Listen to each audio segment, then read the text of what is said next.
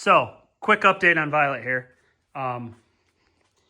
The timing chain issue that we had with the rattling and whatnot. See this little plug right here? Behind that plug, there's normally a bolt that holds the vertical guide for the timing chain.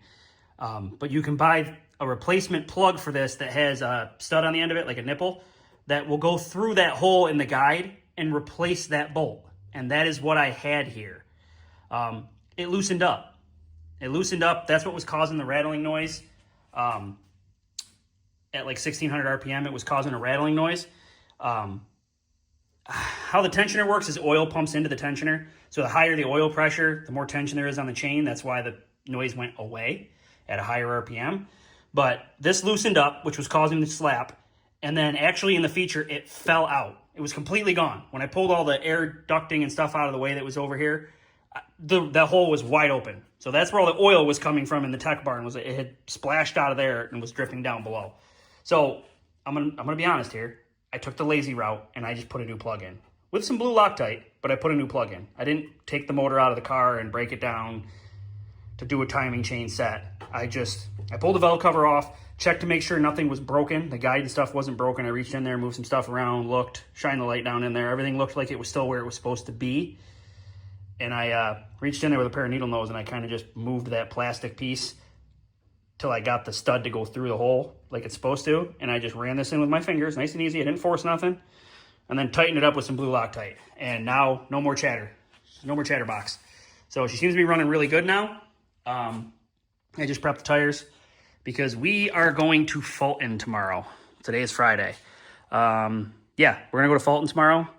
But let me show you a promo. Hang on a second. Look at that. She's outside. Crazy, right? We got hood pins now. I just dropped a hood pin. But if you look closely, there's a wiring harness and fuel lines and radiator hoses. I stole the airbox off of Violet. I need to build an airbox system for this one. Where did that clip go? It's way down there on the ground. Anyways, let me show you something. Put her in neutral. Hopefully she won't roll down the driveway. Here's neutral. She is rolling a little bit. Switch on. Switch on. Check this out.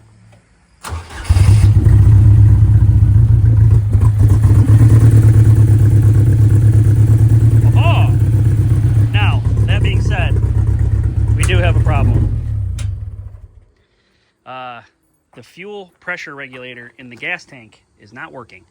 That's why it's running so rough, because we have 80 PSI of oil pressure up here, which is why I shut it off so fast. I didn't let it keep running. I got to drop the tank out of it and put a new fuel pump in it because the regulator is in the fuel pump in the stock tanks, and this car has a stock tank. So when we bought this shell, the motor was blown up in it. That's why we bought it for so cheap. I'm going to go ahead and bet that's why the motor was blown up. Wash the cylinders down with fuel and pop ski. So, well, now we know. So yeah, I was going to try to take this car to Ransomville tonight and test and tune, but I can't do it with 80 PSI of fuel pressure. So, yeah, unfortunately, I got to, Violet's prepped. We got to get Violet out of the garage, get Violet loaded on the trailer, and then I can pull this back inside and start dropping the fuel tank out of it, which is going to make a mess, I'm sure, because I think it's got like half a tank of fuel in it. It's not good gas, but I mean, still annoying. So next week, hopefully, with any luck, we will, we'll get promo out on the track and do a little test into and make sure everything's functioning properly. But this week, we're going to Fulton.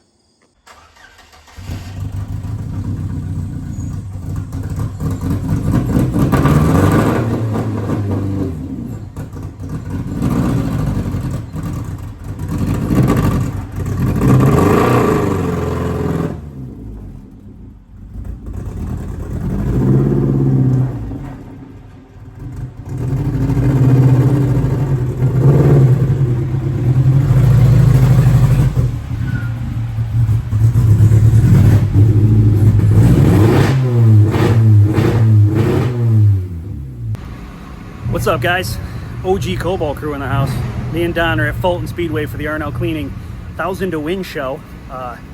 The track looks good and fast. Mother Nature, she's she's messing with us a little bit. We're hoping she leaves us alone for the rest of the night. We had a little sprinkle, but it looks good. I'm excited. I've been wanting to race here for a while, and it just never seems to work out. So fingers crossed, everything goes well. I think we're going to be fast here.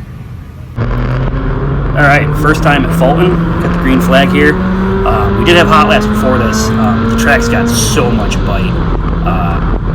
In hot laps, I was taking note of the banking, which, you know, online video never does the banking justice. This place has a lot of banking. But the banking doesn't really start until about a car and a half up off the bottom. So you can see that's kind of where I'm running. I'm trying to run right at the bottom, you know, in the banking. In theory, I thought that would be the fastest route. It does work for us here in the heat race. At a certain point here, you can see CJ Lavere back there battling with Corey Glade. In a minute here, CJ's going to catch me. He's working that bottom line.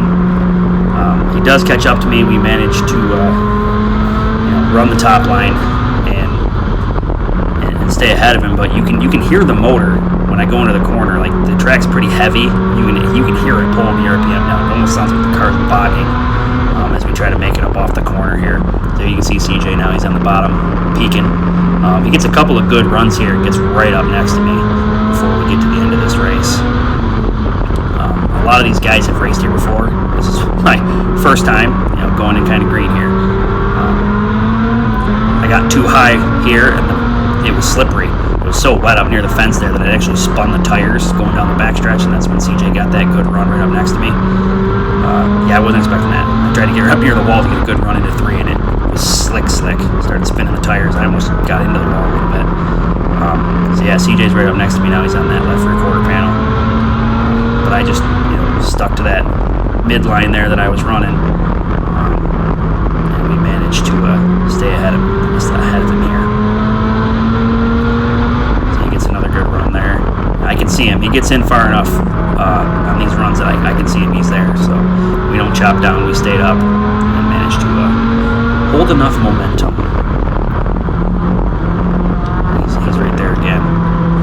He's getting some good runs, but it's not going to be enough.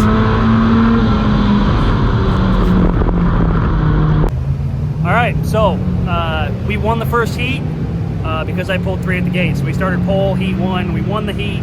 They took 3 from each heat to pill draw, and there was 3 heats, so that's 9 pills. And of course, I pulled number 8 because I'm never good at that second pill pull. So I pulled number 8. Don's car actually had a fuel pressure issue, had an issue with the fuel pump. He didn't even make his heat, so he's going to be starting tail. He's got a lot of work to do. And then over here is Mr. Ryan Plant. You guys have seen that RSX before because I put a cage in it and I built the front bumper for it. When he's driving by, that's loud. Ryan actually wound up with pill number 1. He was the last pill in the bag, and the last pill in the bag was a number 1. So Ryan's starting pole, we're starting P8. This should be interesting. All right, feature time, starting P8. So I get a little hairy on the start here. If you look in that rear view, you're gonna see the 27 and the 25 get together. I think the 27 was Evans. It looked like he didn't go on the start, and the 25 kind of had no place to go as he tried to head to the infield there. A little wheelie time. So it's a little bottled up here. Look at all these Hondas. We're lone cobalt surrounded by Hondas, and these guys are, they're really going at it up in front of me. So I was taking it easy. I didn't want to get caught in a wreck this early in the race, so I'm just kind of hanging back here with Nate. You see Nate underneath me there. He gets kind of ahead of me a little bit here.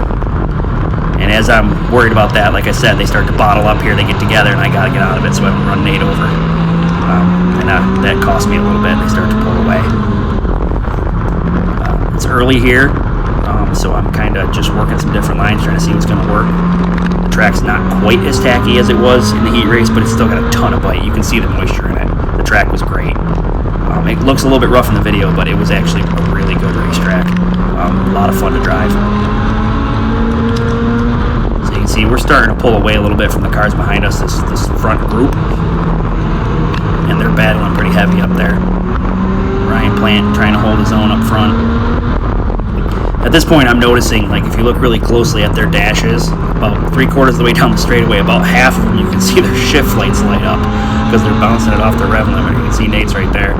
Yeah, I was chuckling in the car because I could see all their dashes start to light up as we got to the end of the straightaway. I was only spinning about 72 50 or something like that. I wasn't spinning super high. I probably could have went down a tire size, but you can see I'm still working that mid lane on the 96T here. We had a great battle all night. Me and this 96T went back and forth a couple of times. But I'm managing to work this high line, and it's going to take me a couple laps here, but I figure out, after battling with that car, that I can't slide it in like I am. You can see how far pitched sideways I'm throwing it in here, and I realize that every time I do that, I'm losing so much speed. You can see the front cars were starting to get away from us. The track was so heavy that I couldn't slide it in that hard. It was dragging way too much speed out of the car because the track was so sticky. So it takes me a couple laps here, but I realize that it's not working, and I kind of ease out of it and start braking a little bit more and keeping the car straighter on entry, and it actually starts to work here. I went it real high that time, had it really far sideways. See, we're next to the 96 here, but he's pretty fast on the straightaway. He pulls right back up. And see here, I went in a little bit straighter. I'm starting to figure it out. It's taking me a couple laps.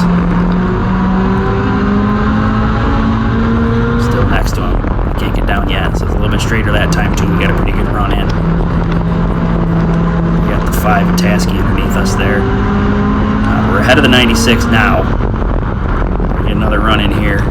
Ryan Plants dropped back a little bit. He's in front of us now here. We got to figure out how we're going to make this pass.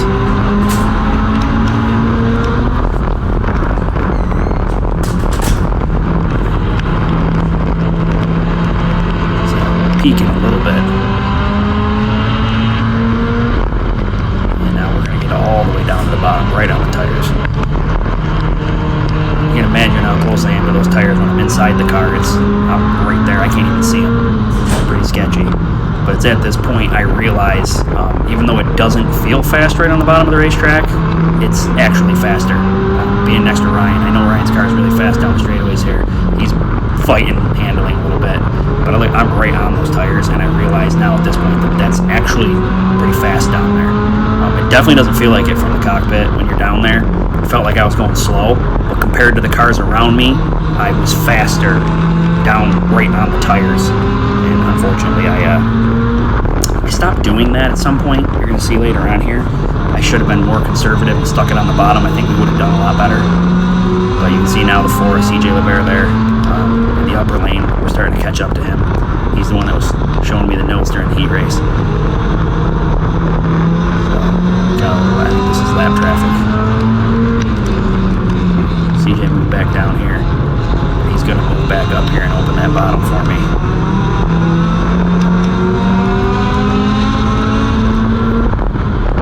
After we get through some lap traffic here, I get a run on him right here.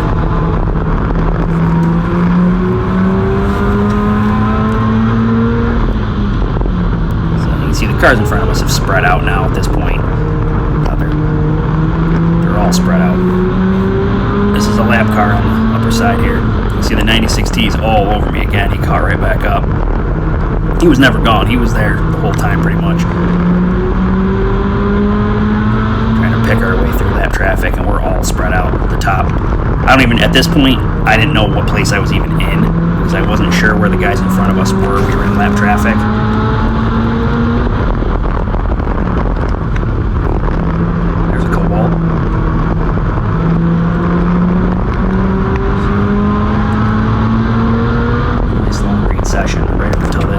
Nate gets caught in some lap traffic there.